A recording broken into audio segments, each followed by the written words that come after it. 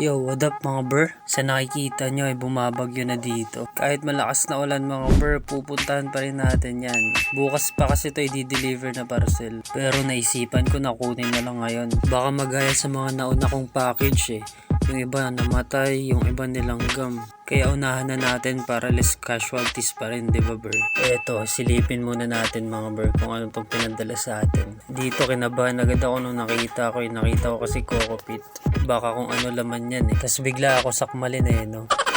Eto, okay naman. Tingnan nga natin kung boy. Ayun, may gumagalaw. Takpan muna natin mga ber. Eto naman isa tingnan natin. Dahan-dahan natin muna buksan ito mga ber. Mukhang all good sila. Maganda pagkakapak. Pero silipin muna natin kung gumagalaw. Eto bro, malapitan. May mga webs na agad sa loob eh. Check pa nga natin mga ber. 4 pieces daw to sabi. Baka dito lang sa loob natabunan. Tapos bigla akong kagatin eh no. Ayun, tapos ang pagbablog. Pero wala naman ako makita. Balik muna natin. Uwi tayo mga ber. One eternity later. Yun, nakauwi na rin tayo mga ber. Dito natin ipagpapatuloy ang ating unboxing. Kanina kasi nung pinick up namin tong package, umuulan. Sakto malapit bahay ng tropa dun. Sumilong muna kami. Sabay kape kasi maulan. Tapos lahat kami di makatiis na eh. Ayun, napagdiskitahan na buksan. All goods naman to sila lahat ber nung binuksan namin dun. Bahay ng tropa. Eto nga pala mga ber ay isang Orpnicos SP Capis. Isa rin itong old world tarantula mga ber. Eto naman ay isang captive breed at native dito sa ating bansa, sa Pilipinas. Taktak muna natin to mga ber. Ayun, eto pala. Dalawang sling na sinasabi. Dito pala nakalagay. Tingnan nga natin kung meron pa. Grabe naman, napakabait bossing. Eto sila lahat, pinadala sa atin ni Ber KD Capizotic. Maraming salamat dito sa binigay mo. Kaya sa mga Ber natin dyan na naghahanap ng legit at mapagkakatiwalaan, kontakin nyo lang yan mga Ber. Kung naghahanap kayo ng mga locals, pati iba't ibang klase, kontakin nyo lang yan siya mga Ber. Gamitan nyo lang ng promo code na BER. Bibigyan kayo ng discount niyan.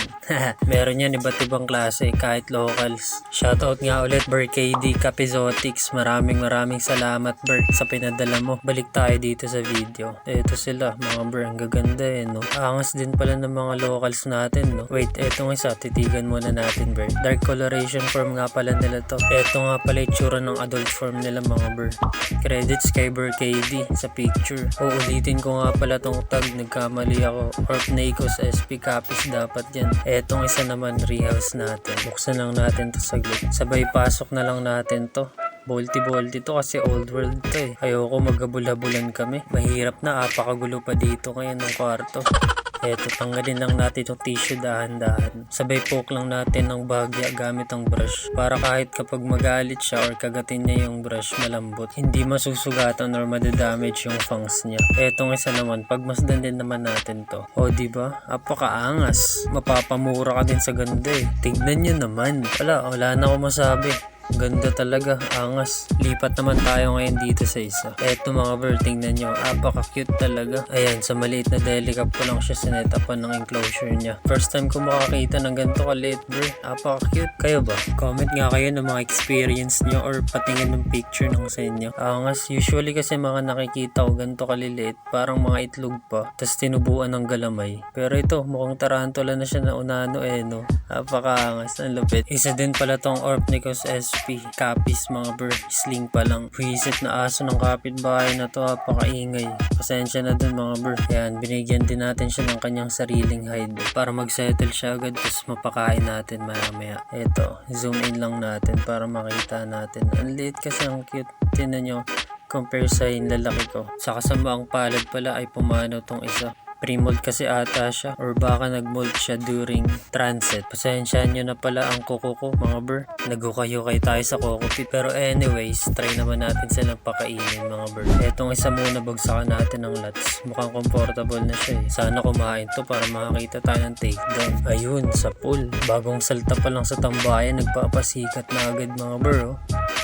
Ayos, solid din pala to make down eh. Okay, next. Excited naman na ito masyado na Lods. Kalmahan mo lang, nahihiya pa yung tarantula natin eh. Yan, lapit ka unti-unti. Ako lang ba yung gigil lagi? Or sabik na pinapanood yung Lods dahan-dahan papalapit sa tarantula? Haha, nakaka-addi kasi tignan eh. Nakakaawa man yung Lods, pero ganun talaga circle of life eh. Ganun talaga food chain eh. Okay, proceed tayo sa next. Eto naman, wala pa akong newly hatched na Lods eh. Kaya ito muna, medyo malaki, pre-killed. So eto lahat sila na pinadala sa atin mga bro. Tapos na natin sila ma-rehouse. Yung isa lalapit pa o magpapasikat. Ayan, quick spotlight muna sa kanila. Eto yung isa. Napakaganda. Orpnicos SP copies to mga bro. Kaganda. Semi-arboreal nga pala yung setup dapat nila mga bro. Ngayon, alam nyo na kung ano yung kasunod. Shoutout nga pala kay Ryan Ranjo. Maraming salamat sa suporta at panonood mga bro. Salamat kung umabot ka sa part na to. Kung nagustuhan mo, libre lang mag-like. Kung ayaw mo naman, skip nyo lang tong video. Ride safe lagi mga bro. Happy keeping.